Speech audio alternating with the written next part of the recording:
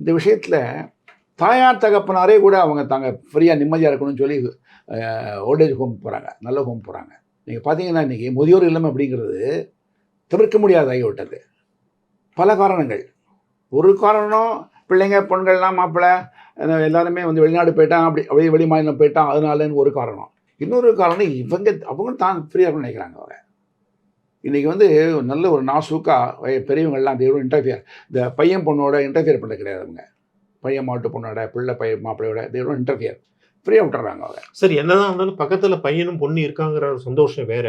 அவங்க 2 பேரும் கண்காணாத தூரத்தில் இருக்காங்க. நம்ம இறப்புக்கு தான் வருவாங்கங்கிற ஒரு கொடுமை இருக்கு இல்லையா? பக்கத்தில் இருந்தால் சந்தோஷம் மட்டுமா இருக்கும், பிரச்சனை இருக்கும் இல்லையா? இல்லை, பிரச்சனைகள் இருக்கும். அப்போ இதை பற்றி எல்லாம் எவ்வளோ பேலன்ஸ் பண்ணிக்க வேண்டியதான். கூட இருந்தால் பிரச்சனையும் வரும், சந்தோஷம் வரும், இல்லைங்கல்ல, மறுக்கலை, உண்மைதான். பட் வசதி வாய்ப்பு குறையுமே, அந்த வருமானம் இங்கே கிடைக்காதே. ரெண்டாவது முதல்ல நீங்கள் புரிஞ்சுக்கணும், தமிழக பிராமணர்களுக்கு மைக்ரேஷன் ஃப்ரம் ஸ்டேட்டுங்கிறத கொடுத்தது வந்து இடஒதுக்கீட்டு கொள்கை. ஜாதி அடிப்படையில் ஒட்டிக்கொள்ள தான் அதை உருவாக்கியது. தமிழ்நாட்டில் இன்ஜினியரிங் சீட் கிடைக்காம, மெடிக்கல் கிடைக்காம, லா கிடைக்காம மற்ற மாநிலங்களுக்கு போய் படித்தாங்க நம்ம பையன் பொண்கள்லாம். அதை வந்து எம்ஜிஆர் அவர்கள் பிரிவில் தான் தேவராஜர்ஸ் ஃபார்முலா ஃபாலோ பண்ணி செல்ஃப் ஃபினான்சிங் அலோவ் பண்ணார் டாக்டர் எம்ஜிஆர் அவர்கள். அப்போ தான் இங்கே கொஞ்சம் வாய்ப்பு கிடச்சிது. அப்புறம் இப்போ ப்ரைவேட்டைசேஷன் பண்ண மெடிக்கல் லா எல்லாம் கிடச்சிருக்கு இப்போது.